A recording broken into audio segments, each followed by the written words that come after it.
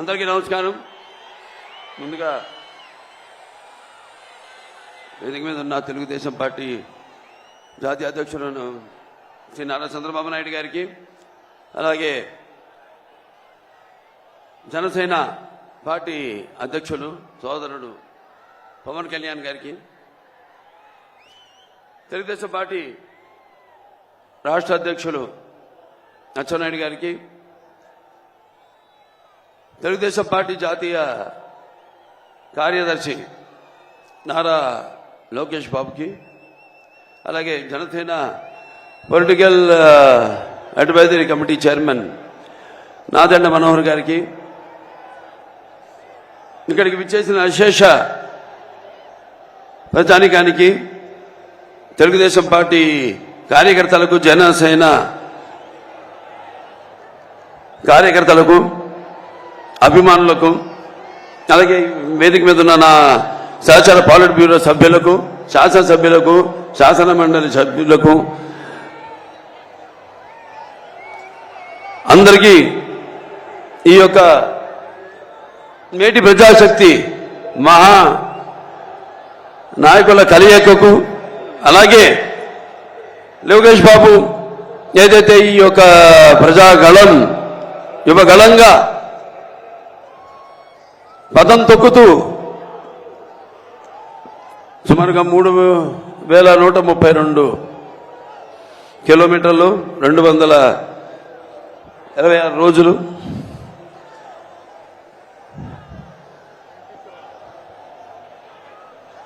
తన పాదయాత్రను కొనసాగిస్తూ ప్రజలందరినీ కలుసుకుంటూ వాళ్ళని ఓదారుస్తూ వాళ్ళకి ధైర్యం చెబుతూ ముందుకు సాగిన ఆయన పాద యాత్ర యువగళం ఎంతో విజయవంతంగా ముగిసినందుకు, ముగియడం కాదు ఇది అంతం కాదు, ఇది ఆరంభం. ఇక్కడి నుంచి దగ్గరలో ఉంది మనకు ఎన్నికల సమరం. మనమంతా ఏదైతే ఈ యొక్క వైఎస్ఆర్సీపీ ఏదైతే పార్టీ అధికారంలో ఉందో వాళ్ళు చేస్తున్న దుశ్చర్యలకు, వాళ్ళు చేస్తున్న అక్రమాలకు, దౌర్జన్యాలకు తగిన గుణపాఠం యువతరానికి, అంటే మేము ముఖ్యంగా ఈ యొక్క యువ గళమన్నది, ఈ పాదయాత్ర అనేది యువతరానికి ప్రతినిధులు, నవతరానికి నాయకులు, భారతదేశపు మహాశక్తి అయిన యువతను ఉద్దేశించి ముఖ్యంగా చరిత్ర తెలుసుకోవాలి. ఆ చరిత్రలో నుంచి మనం ఎన్నో కఠిన సమస్యలను ఎలా ఎదుర్కొన్నాం, ఇంతకుముందు వాటినైనా పరిష్కరించుకున్నాం. కేవలం ఒక పార్టీ కాదు, కేవలం లేకపోతే తెలుగుదేశం పార్టీ వ్యవస్థాపకులు నందమూరి తారక రామారావు గారే కాదు, ఆయన పిలుపుకి స్పందించి ఎంతో మంది జనమంతా కూడా కులాలకు, మతాలకు, వర్గాలకు అన్నిటికీ దూరంగా ఒక్కటై ఎలా ఆనాడు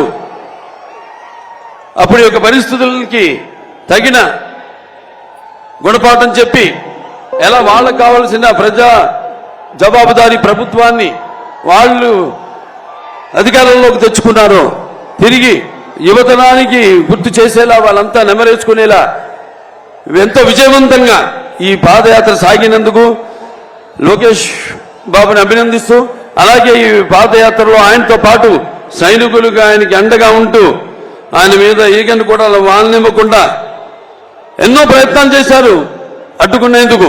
పాదయాత్రను చూసాం మనం, మైకులు లాక్కున్నారు, చివరకు కుర్చీ మీద నిలబడి మాట్లాడుతుంటే కుర్చీ కూడా లాగేసుకున్నారు.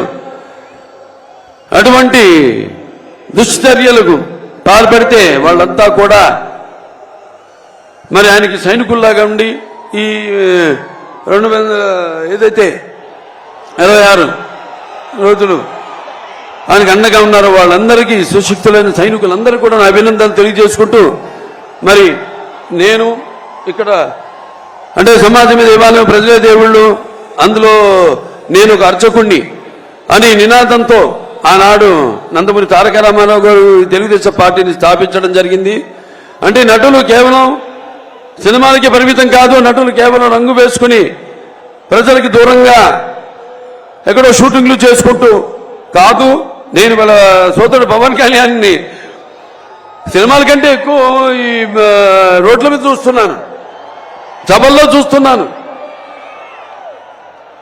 అంటే నేను చెప్పొచ్చేది ఏంటంటే సినిమానే కాదు, మన ప్రతి ఆ సినిమాల ఫలితంగా మనకు వచ్చే ఆదరణ, అభిమానాన్ని నాన్నగారు ఎప్పుడు అంటుండేవారు, ఏ రుణం మనం పెట్టుకోకూడదని. అది రుణశేషం కావచ్చు, రుణశేషం కావచ్చు, అగ్నిశేషం కావచ్చు, శత్రుశేషం కావచ్చు.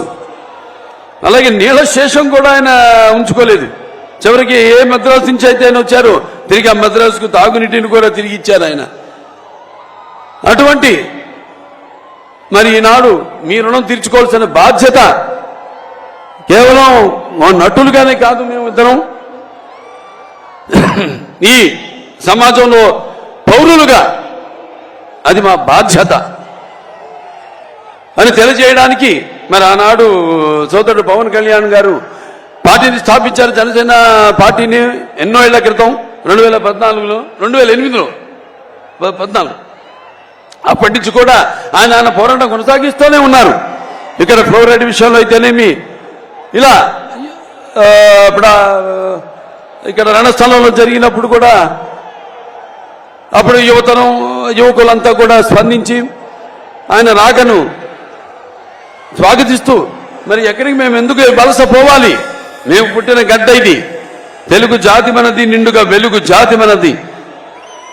ఎక్కడైతే మనం వాళ్ళంతా ఆనాడు చంద్రబాబు నాయుడు గారి యొక్క దురదృష్టితో అటు ఐటీ రంగం అయితే, సైబరాబాద్ సిటీ అయితేనేమి, లేకపోతే ఈ యొక్క ఎన్నో అభివృద్ధి పథకాలు తీసుకురావడం ముందుకి, అలాగే ఈ యొక్క మహిళలకు ఈ యొక్క డ్వాక్రా మొట్టమొదటిసారిగా దేశంలోనే ఈ పొదుపు స్కీమ్ తీసుకురావడం అయితేనేంటి, ఇటువంటి ఎన్నో కార్యక్రమాలు చేపట్టడం వల్ల ఆనాడు అందరికీ ఉపాధి కలగడం జరిగింది. మహిళా సాధికారత వాళ్ళ కాళ్ళ మీద వాళ్ళు నిలబడి వంటిటి కుంతేళ్లు కాకుండా వాళ్ళు కూడా సంపాదించి మరి వాళ్ళు కూడా మగవాళ్ళకి సమానంగా ధీటుగా బ్రతకగలిగే ఒక మంచి అవకాశాన్ని కలిగించారు.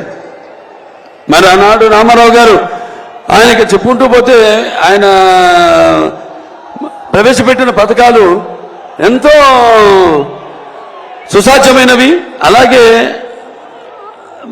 సామాన్యులు ఎంతో అనుకూలమైనవి కూడా. మరి ఆయన అప్పుడు ఆనాడు ప్రవేశపెట్టిన పథకాలు మరి ఆయన అమలు చేస్తూ, అలాగే అందరూ కూడా వాటిని అనుకరించేలా చేశారు ఆనాడు. అందుకే ఆయన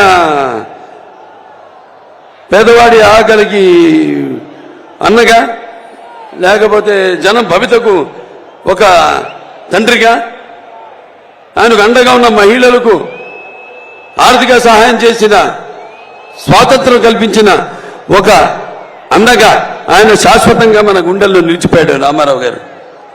మరి అదే ఆయన బిడ్డ తెలుగుదేశం పార్టీని ఆయన కొరత, ఆయన అడుగు జాడల్లో అదే క్రమశిక్షణతో పార్టీని ముందుకు తీసుకెళ్లారు నారా చంద్రబాబు నాయుడు గారు.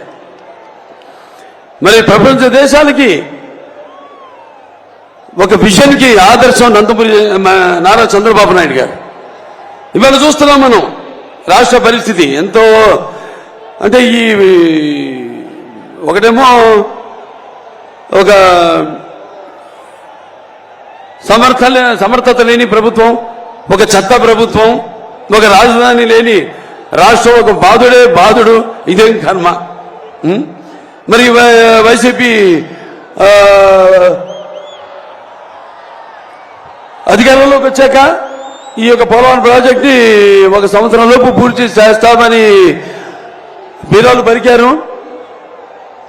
తర్వాత 4 సంవత్సరాలు అయ్యాక కూడా ఇప్పటి వరకు దాన్ని పూర్తి చేయలేని చెత్త ప్రభుత్వము, ఒక చేతగాని ప్రభుత్వం ఉండడం రాష్ట్రానికి పట్టిన కర్మ.